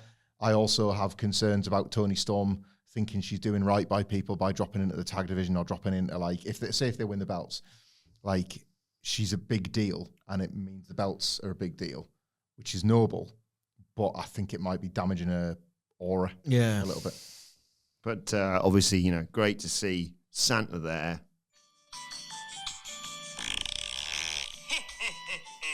Merry Christmas! Feel festive already. I remember the first time we found that is absolutely Wild West. Quite something. In the middle of this, I've seen as how you've broken this entirely. Would you like to plug the merch while you're here? If you wanted to get something for Christmas, Hamflett, what do you reckon? Where can I go with that? WhatCulture.com/shop. Yeah. Oh, yeah. Do you respect the business? Let your friends know. We've got some really awesome Respect the Business merch. It's a long time coming, which might seem surprising to some considering what you've just experienced on the podcast. Time coming. You've done it now. You're gone and bought some wicked merch. And I can't allow you not to buy this wicked merch. Use the code. It's WrestleCulture, I think. Correct. WhatCulture.com. Shop if you don't stink. Like the fart app. Yeah. So it's all come together. Okay. That's why that makes sense. That's why I used it in the first place. Not because it just rhymed. Yeah. As we learned, there's different lyrics that we all learned this morning. There's a Christmas song, wasn't there? Respect the Business merch. It's really, really good. It's on the black t-shirt, the white t-shirt, the apron. Oh, for cooking. Like forget the Ava. mugs. Mugs. We've got to respect the business mug. You've done it now. You've gone and bought some awesome merch. Out on the town, you're sure to get a lot of bush. So both songs work. Yeah. Yeah. Nice try, big man, but I don't cook. If only I had an apron. But as I mentioned, that was just the one women's match on last night's Dynamite. Which means before we get to the name of the game, we have to get to the aim of the game. The aim of the game is to identify to the hour, minute, and second the first time you hear the first note for the first entrance scene for the first woman to come out for the only women's match on Dynamite. The idea being that historically, it falls in that 1 hour 20, 1 hour 25 minute range. The idea being AEW come Warner. I suspect anyway, this is my probably cynical interpretation. They want to give you a wall-to-wall sausage for an hour. Yeah. Men. And then sneak a woman's, how did that get in there? Sneak a woman's match in. Sneak a women's match in because to appease the wokes. But if they do it just before the main event, You like that one? that sunk cost fallacy will make the male American wrestling fans that they're picturing go, oh, well, you know what? Jesus Christ. We've made it this far. Let's put up with the broads and we'll get to the main event, which also have men in. That's what I genuinely think AEW and or Warner think of the average male viewer in the United States. And we have personified this viewer through two guests. They're not really welcome with a podcast called Jim and Joe. Correct. Yeah. Jim and Joe are, they are the AEW fan is imagined by Warner, and they are the type of person who will go something like, I don't know, oh my God, the chicks is on. Oh no, God damn it, chicks wrestling, God, are they going to get the tits out or what? I mean, that's all they're good for, right? Well, in recent years, they've showcased the fact that they can be serious wrestlers, Jim, and they're really quite good at it, and oftentimes they're better than the men. Oh, check it out! Check it out! Joe voted for a bomber, everybody. He's gone woke. So one of them's starting to see the light, but the other one's still very much anti-woke, and nonetheless, we'll revisit their personal relationship deeper into the podcast over the weeks and months to come. But for now, you're getting one match. Okay, and you're thinking you're making this a bit longer, if anything, Sidge. It's getting more convoluted and harder to follow. Could you jingleize this thing that you think about AEW? Sure can. Don't worry, guys. When the women come out to play, the main event ain't too far away. That's the aim of the game, of course. And the name of the game is, well, this is lady's name. I'm thinking, oh, what a name. Oh, God. You all right? Gathering some Check it out. Check it out. Thanks as always to the Thunder Blair himself, Adam Blair, at Adam Wilton 4, and Jose Palomares at the Ho 11, the guys who always take care of the Data. Thanks. Sid, you want to take us through our guesses from the Dynamite preview in descending? Sure do. Never going to check that. 3003, I remember from yesterday. Michael Sidgwick, wide of the market would shame. No hours, 30 minutes, 33 seconds. Michael Hamflett, 1 hour, 21 minutes and 0 seconds. Adam Wilbourn. 1, 2, 3, 4, 5. And Dr. Fed takes the win. It's taken to 6 correct guesses for the year. So the current standings with 2 games left to play. Guess so, yeah. Barring them booking more than one women's match on Dynamite. 9 for myself, 6 for Hamflett, and 5 for Michael Sidgwick. Following that, oh yeah, we've been here. The video package, Stat, Hater, Triangle of Madness. They're going to have a match in Wales, and they were concerned about, well, Hater still wants a title shot, but there's also Tekla waiting in the wings. And then this is when we saw the best mates, Dark Order and Hangman Page, backstage. Hate getting the title shot in England against Stat. Somewhat hot for the Of course, UK shows, yeah. I'll take that all day long. Where is Dynamite? Cardiff's got some collision. It's not Manchester. What? Oh, Dynamite. Sorry, Yeah. yes. Sorry, I think I've said I misspoke there. Yes. Yeah, they're in. I thought you meant the stadium. Then we see Renee Paquette backstage with Mercedes. Moné.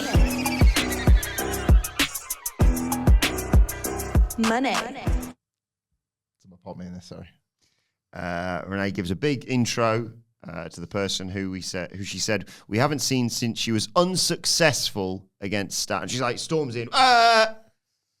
PWI's top wrestler of the year, 13 belts, Moné, Ultima Moné. Does that sound like a failure to you? She complains about Unsuccessful. Complains about having to defend the ROH Women's TV title against Red Velvet, who she already beat. She says Velvet never shows up to ROH.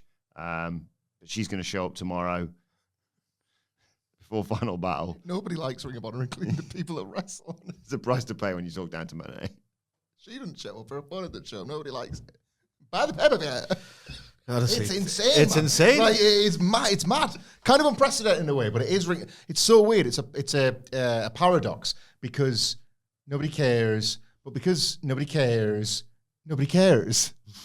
But like, it should be this sort of like. Sorry, I didn't follow that one bit. So like, the wrestlers don't care about Ring of Honor. Yes. But as fans, pundits alike, collectively, we don't care about Ring of Honor. Yeah. So rather than critically analysing that situation, nobody cares. Oh, right, I'm with you. Yeah, I don't care. It's like this would have been the million things that would have been wrestle crap when we were younger, Sidge. Disgraceful that. Like, nobody cares because nobody cares about nobody caring. It's remarkable. It's remarkable. Just fold it. Then we see footage of the Bing Bing Gang calling out a title shot from FTR. They talk about how they beat FTR a few weeks ago. And there'll always be one person who goes, actually, I care about Ring of Honor. You're not really a good sample. There are people, and I've seen this, not in real life, thankfully, who ejaculate into jars and put My Little Ponies in them. Everything has, not see that viral meme that went, you've seen it, right? I saw the meme, yeah.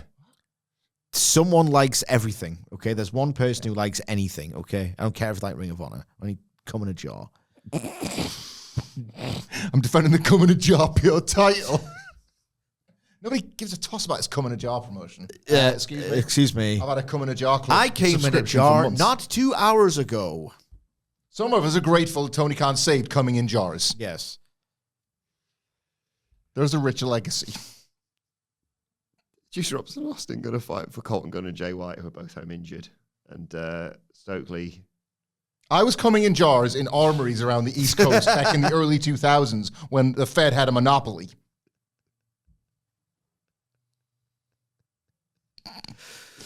Hey, Joe, when you was coming in jars, I respected you. I don't respect this Joe in front of me right now. Carry on. FTR and Stokely are backstage. They don't want to be champions, the Bangman Gang, to be champions in AEW or be the future of the business. They want to pop the boys on the injured list. Cash Wheeler said they'll only be Billy's boy and Mr. Storm.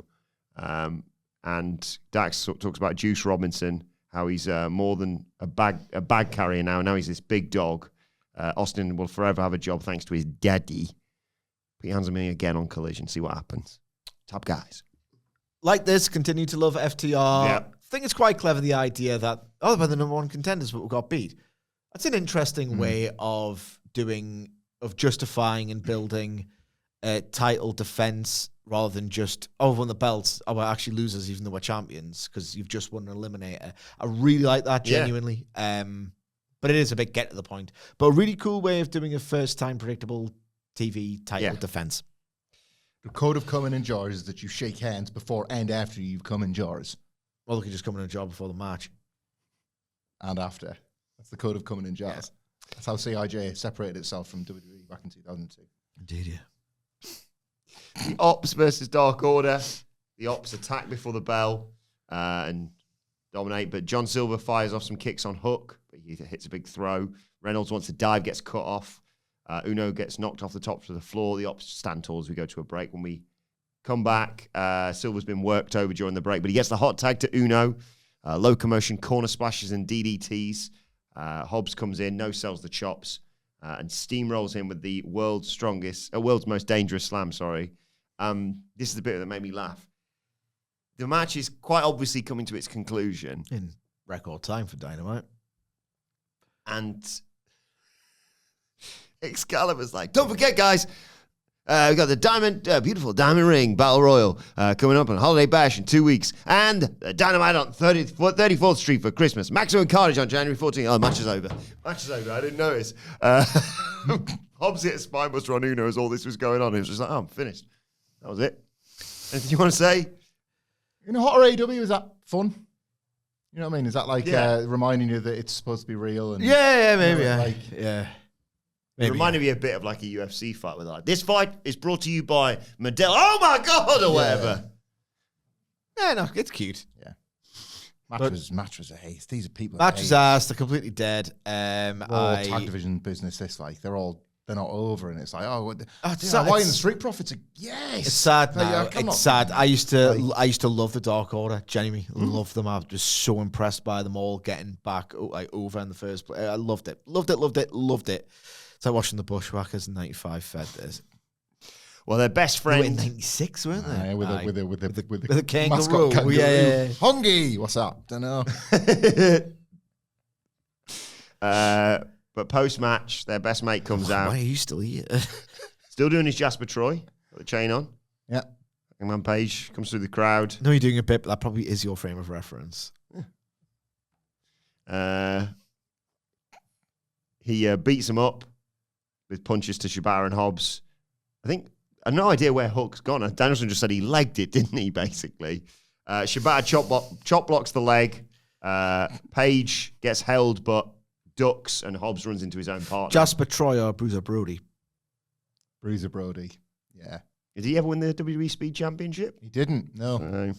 Giving me a lot to think about there. Mm-hmm. Page hits Hobbs with a bottle, wants a buckshot, but just as he's about to hit it, Hobbs gets moved out of the way by security. Oh, you suck so much. Page takes out all 4 security guards. Just buckshots one poor bastard who's like, oh, bloody hell, what's going on? And the Opps bail. It's like, Was there a tone to this where he's going to get suspended for this, Hangman Page? Like he's going to face some sort of. Like, no one faces consequences. No. Darby Allin almost killed hundreds of people in Daly's place. Yeah. He did? Notoriously precise Molotov cocktail. Yeah, good point. There was a way that they were calling. When's that Hangman. security guard Oh, coming back? what I'm saying is maybe, but it makes no sense. Yeah. When's that security guard coming back? Because he was class. Yeah. He was good. Second best spear after Braun Breaker in wrestling. Aye.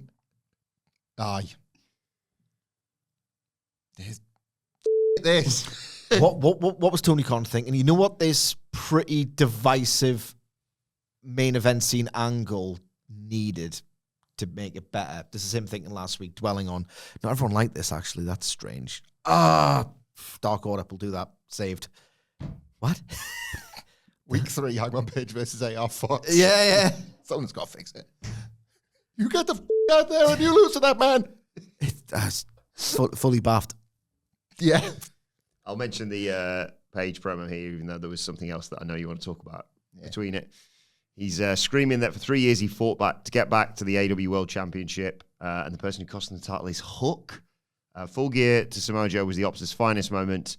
But you know, whether it's him or Eddie Kingston, Page is taking that title back. If Hobbs and Shibata want to fight next week, winner is coming. He's not coming alone. You know who's coming for you. Get your affairs in order.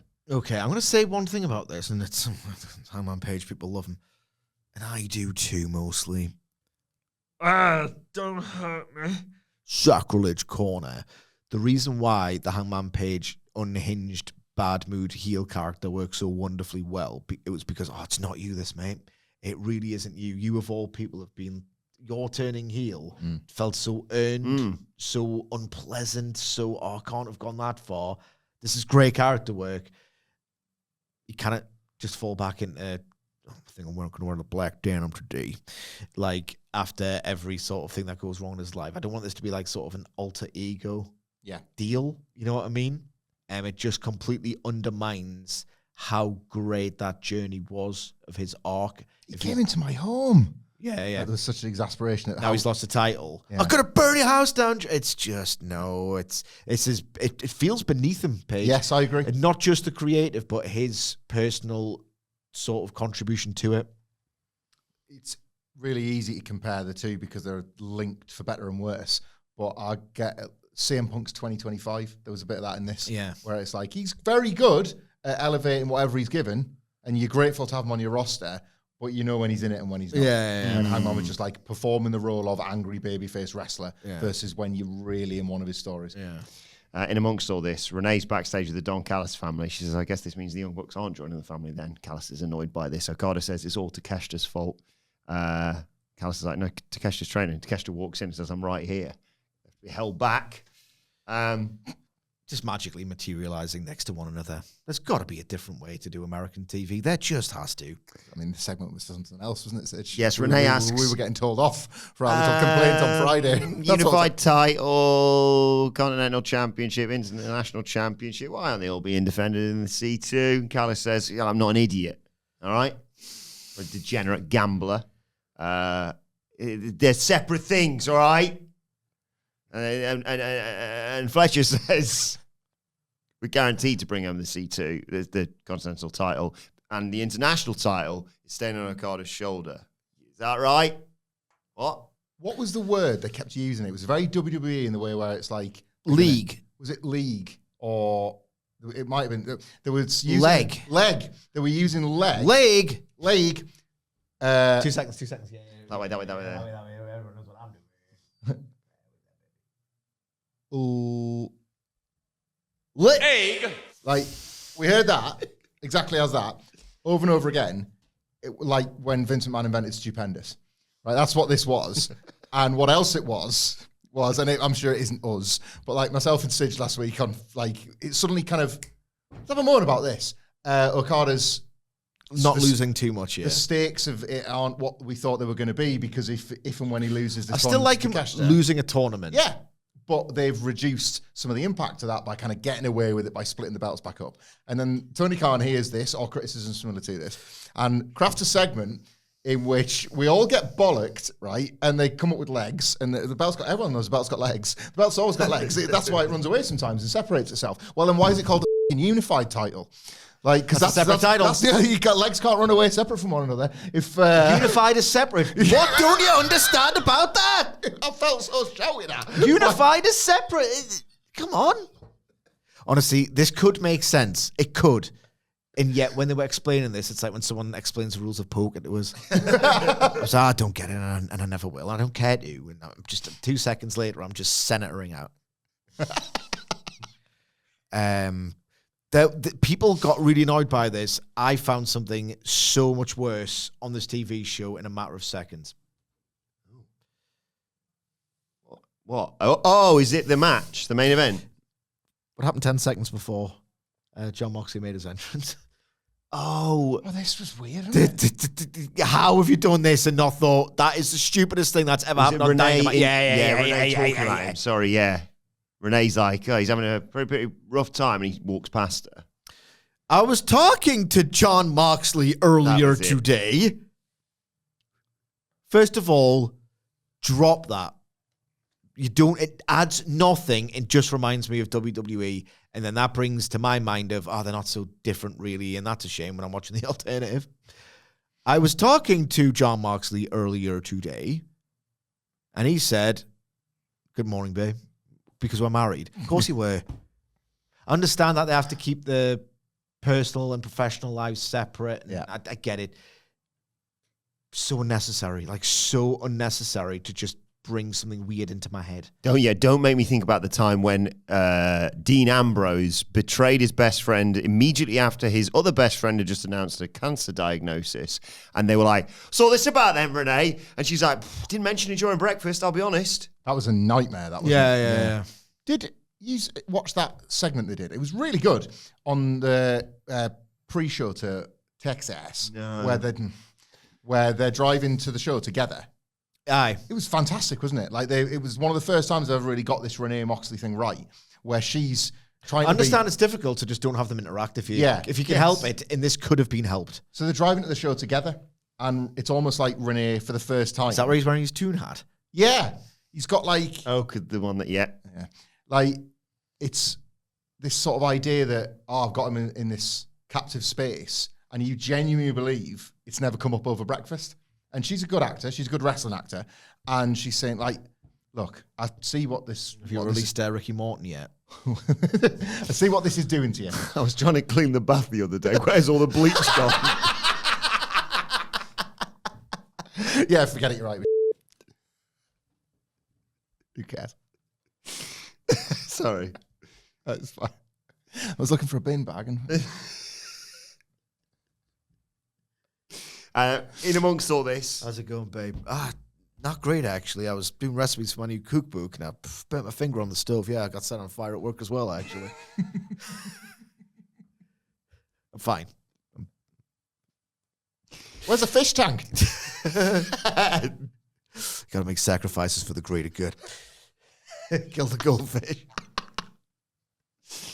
Mox versus Claudio. They also show footage, as well as the Mox entrance you mentioned, of Claudio winning the CMLL World Title.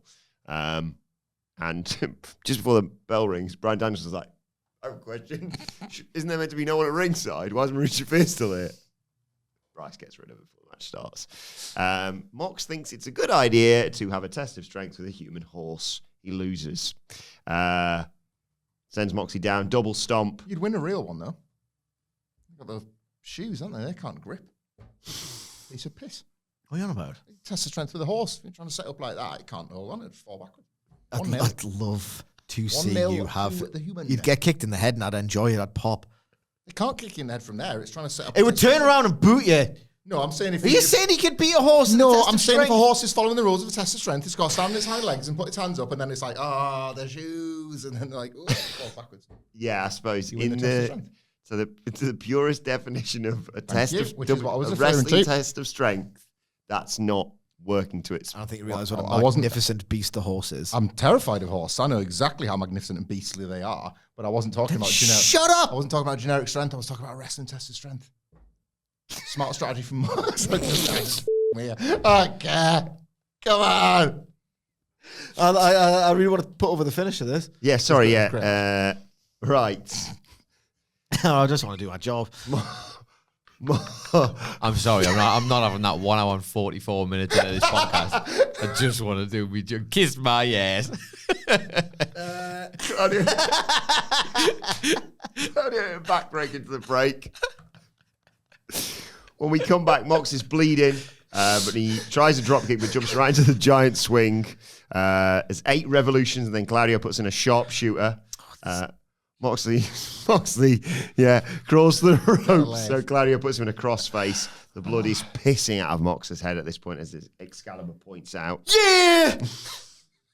Oh, hang on. The computer's trying to restart. 1 second. Defer. Mox escapes the crossface into a choke, but Claudio powers up out of it. They start trading forearms and punches. Claudio goes out to the floor. Mox hits a tope. They get a backslide back in the ring, but Claudio kicks out. There's a wild cut from Mox, but Claudio pops up. Desperation clothesline. They're both down 10 minutes into this match. They stumble to their feet. Mox is swinging for the fences with a lariat for another double down. He gets a curb stomp for a near fall. Gets a rear naked choke, but again, Claudio powers up. Mox goes for a guillotine. So Claudio hoists him up, chucks him outside. Hits a charging uppercut and a leaping double stomp against the barricade. He places Mox against the steps, throws another uppercut, lariat back inside, close to Ricola bomb, but Mox kicks out again. Real intense stare down. Mox rises to his forehead to forehead. Mox hits a paradigm shift, and Mox pulls himself up in the corner as they announce 15 minutes have gone by, and suddenly Claudio just flies in, takes his head off with an uppercut, gets the 1, 2, 3, and post-match, the Death Riders come out and check on both men. Right, I swear to God, right. I loved Moxie's facial expressions in the aftermath of the match. Fantastic. The body of the match told a simple story that we probably should have expected of Mox, like, I can grapple you. Oh, no, you're better. Oh, test of strength. It's like that toxic masculinity of someone thinking they're really hard and tough and like the real man, and then he's being like sort of exposed badly as, no, you're not. Look at this dude. And obviously it's Mox. You kind of he's gonna kick ass. He's still Mox, but like Claudio was just a better man and a better wrestler than him here, and they told that elegantly throughout. But I love the idea of Mox is he's got the gambler's fallacy as well. Like, I'll test of strength with Claudio. Of course I can. John Moxley, you know. It's just falling apart. The walls are closing in. The body of the match, we had not much heat. Felt a bit stiff for stiff's sake, but this existed, again, as just an example of storyline development and character development more than something that's going to really reach an American TV audience, you know. But I admire that because I enjoy the ramifications of it. I sound like Michael Hamflett. Stuff that matters the most. What I love about the finish here was the timing of it. It was so goddamn perfect. John Moxley is the most motivated and intelligent operator in all the wrestling that we cover right now. The guy's on unbelievable form. Chris Jericho's idea of putting people over and doing jobs that sought to advance the career paths of others and tell stories was, I'll lose on every pay-per-view and then they won't be on the next one and I'll be on it and then they won't be on the pay-per-view because they're not important enough, but I am, and I'll lose again. And then he's just created this dead sea of failed mid-card experiments. That's what John Moxley is so clever that you can rack up all these jobs he's done, and it's staggering from July onwards, considering he is like one of the most winningest guys to the point where we resented him by Moxley wins, lol sort of thing. It still feels meaningful. It still feels like a shock because he's clever enough to find different ways to do it. Subverting the 15-minute, right? They did a shock on top of a shock here, and it still feels like a shock, even though it shouldn't be shocking that John Moxley's losing at this point. Because the 15-minute call is synonymous with we're going to a draw or we are going to a 19-minute, 45-second, they've just won. It's either it's going 19 to 20 minutes. As soon as you hear that 15 minutes, it's finished now. And it feels like a shock. And the beauty of it feeling like a shock is that they are finding ways to make you think, it's shocking that John Moxley, this cool, badass, winningest John Moxley, is losing. He's doing the anti-Jericho approach. Now he's really thinking about ways to preserve this idea of I'm losing for a purpose, but it still feels like a big deal and a shocking moment that you've beat me. The guy's on another level. And you think he's just about to get into it because he's just got the paradigm shift. He's finally got out of being choked and stuff like that. Paradigm shift. Oh, here we go. Right. Oh, bloody on it. I thought this was borderline genius. Danielson as well on commentary said, I remember when I was in the BCC with him and I never could beat him, and that's why he's the leader, didn't he? That was great. What a great line to use in this part of the story.